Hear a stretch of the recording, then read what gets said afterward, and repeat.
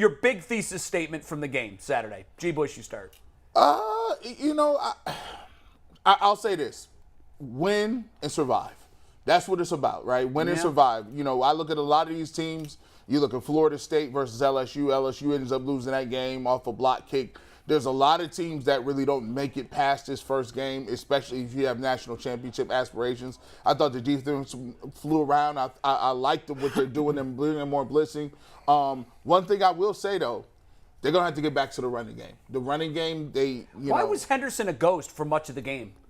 Because I thought. I mean, Williams ran the ball well, but Henderson's the star in that backfield. I thought Williams, he gave him that punch. I thought he was aggressive. But Henderson's supposed to be the guy. He is. And he was a ghost for a lot of the game. He was. I think he had 3 carries the first half. First half, Mayan Williams came in and they were running the ball. He was physical. I think they stayed with the hot hand.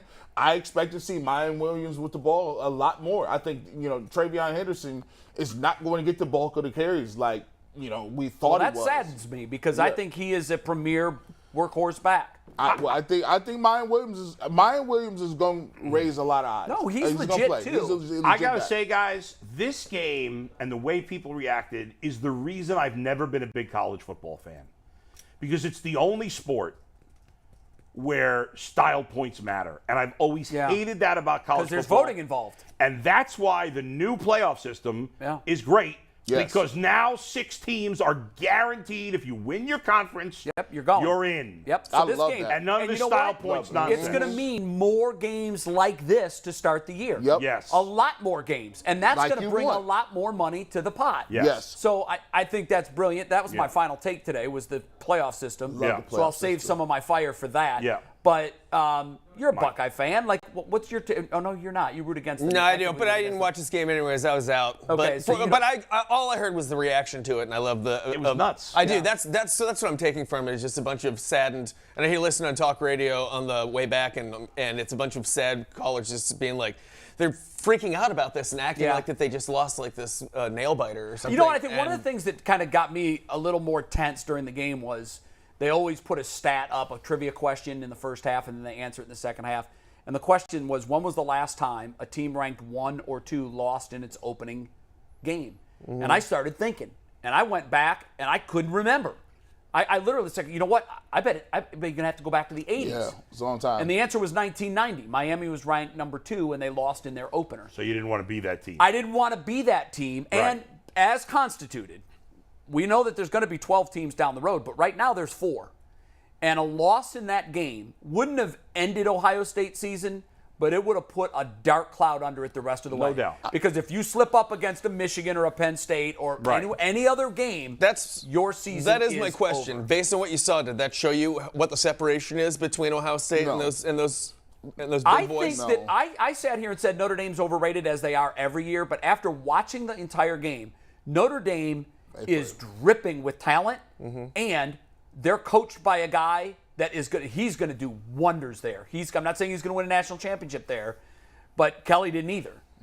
He got them there. But I think that Notre Dame football is in a very safe space as long as Freeman is at the helm. We just assumed Notre Dame was overrated, but we didn't know Notre Dame well enough, right? They still, in the end, won by double digits against, even if they don't end up being number 5. With 2 of their top receivers not on the field. Here's what I love about college. For Ohio State. Yeah, college football, you could never, these guys are 19 and 20. Like, you don't know. That's the great There's a lot thing. of pressure on That's kids. a great, You're kidding. And every single year or every 2 years, they start over. One of the things that that stood out to me about college football is, like I said, I watched all of these games, and I was flabbergasted at the amount of people every single time they said, this is a transfer from Oregon, this is a transfer from Alabama, this is a transfer from Michigan. Yep. I mean, there are 3 to 4 players.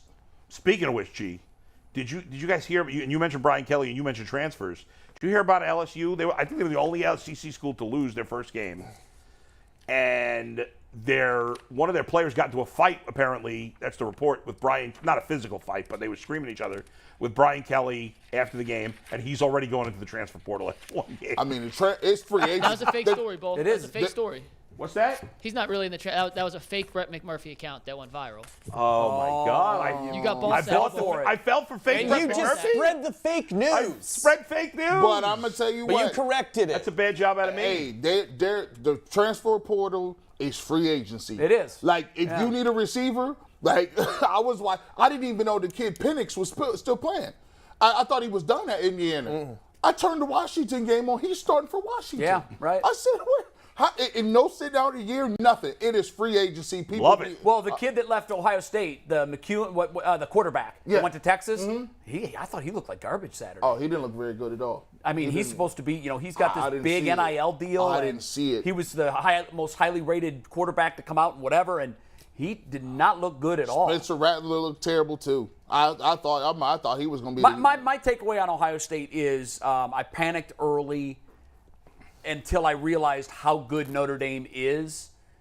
After that first play of the game where they ripped off the 45-yard run or whatever it was, and all of a sudden they take the tight shots of the Buckeye defenses, and they looked like they were shell-shocked.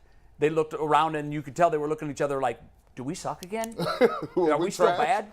And they gave up a field goal there. I thought it was big to hold them to a field goal. Then the touchdown was what it was. But after the 12-minute mark of the second quarter, so after the first 18 minutes of the football game, they didn't score a point. And so the defense, by being much more aggressive and much more creative with their blitzes and everything else, they look like they are wildly improved from last year. And the offense, I wanted to see more out of, but when Smith and Jigba went down right away, and Fleming couldn't play, and I was concerned that Henderson wasn't in there enough. Yeah. But the last two touchdown drives, they had figured it out. The last one, they went 97 yards. They started at the 3-yard line. The game was in the balance. They looked terrific on that drive, and I think they're going to be okay. They'll figure it out. By the way, did you see the Iowa score? Did you guys see this? Yes. I did. 7-3. They won 7-3. But here's why it's unusual. They didn't score a touchdown. They had a field goal and 2 safeties. Against South Dakota State and FCS. Oh, my God. That's the most Iowa game ever. 7-3, with not a touchdown scored in the game. Nope. 2 safeties. A field goal and 2 touchdowns. 2 safeties. They got a safety in the third quarter and a safety in the fourth I wonder quarter. if that's ever happened. 7 Stats points. department's on. I mean, first of all, the likelihood of 1 safety, very rare. Yeah. 2?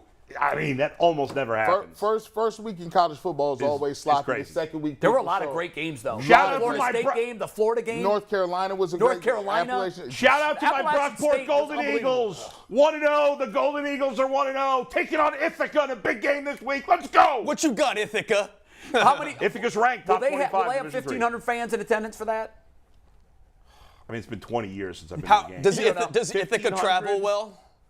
I think I don't know if I actually don't know if that Ithaca game's at fan home or on base? the road, but Ithaca's top 25 Division 3 team. All right, wonderful. Beautiful stadium, by the way. Okay. Before we do Nuggets? final takes, we just want to give Jay Stevens from Locked On Buckeyes. He came on last week, said, "Hey, pump the brakes." Notre Dame. Yeah, he said it was He gonna be absolutely close. did. Before Closer game. we all thought there was going to be a blowout. Yeah. Now, Yes, And he he was did. right. He did Kudos say it was to going to Jay be close. Stevens.